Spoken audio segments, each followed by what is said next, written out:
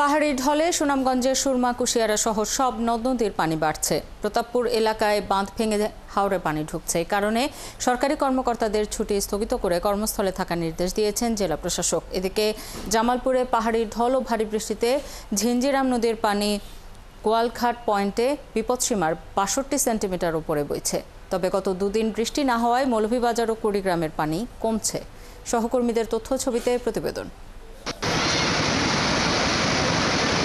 সুনামগঞ্জে সুরমা কুশিয়ারা সহ সব নদ নদীর পানি বাড়ায় সল্লা উপজেলার প্রতাপপুরে ভেঙে গেছে বাঁধ।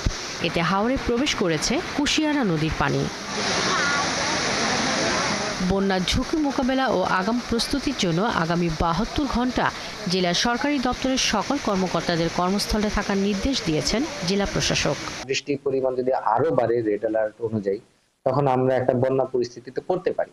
তখন যাতে আমাদের বন্যায় উদ্ধার এবং ত্রাণ কার্যক্রম করা সহজ হয়, এই লক্ষ্যে মূলত আমরা আগামী ৭২ ঘন্টা আমাদের এই জেলায় কর্মরত কর্মকর্তাদের কর্মস্থলে থাকা নিশ্চিত করার একটা অনুরোধ জানিয়েছিলাম। এদিকে পানি উন্নয়ন বোর্ডের নির্বাহী প্রকৌশলী মামুন হাওলাদার জানান, গত ২৪ ঘন্টায় জেলায় বৃষ্টি হয়েছে ৩০ মিলিমিটার।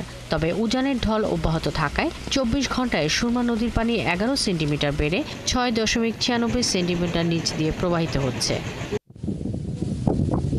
জামালপুরেও পানি বৃদ্ধির সাথে বেড়েছে নদী ভাঙন। পাহাড়ি ঢল ও ভারী বৃষ্টিতে জেলার যমুনা, ব্রহ্মপুত্র, দশানী সহ সব নদীর পানি বেড়েছে।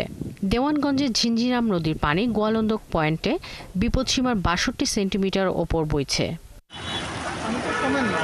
এদিকে মৌলভীবাজারে ২ দিন ধরে বৃষ্টি না হওয়ায় দ্রুত কমছে জেলার সব নদ নদীর পানি। পানি উন্নয়ন বোর্ড জানিয়েছে, ধলাই নদী, মনু নদী ও কুশিয়ারা নদীর পানি বিপদসীমার নিচে বইছে।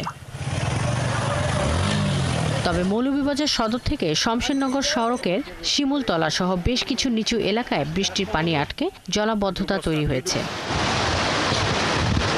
কুড়িগ্রামে গত কয়েকদিনের টানা বৃষ্টিতে পানিতে ডুবে আছে ফসলের ক্ষেত। জেলার নদ নদীর পানি কমতে শুরু করলেও ১৩টি জায়গায় ভাঙন দেখা দিয়েছে। শাকিলা শম্পা, একাত্তর।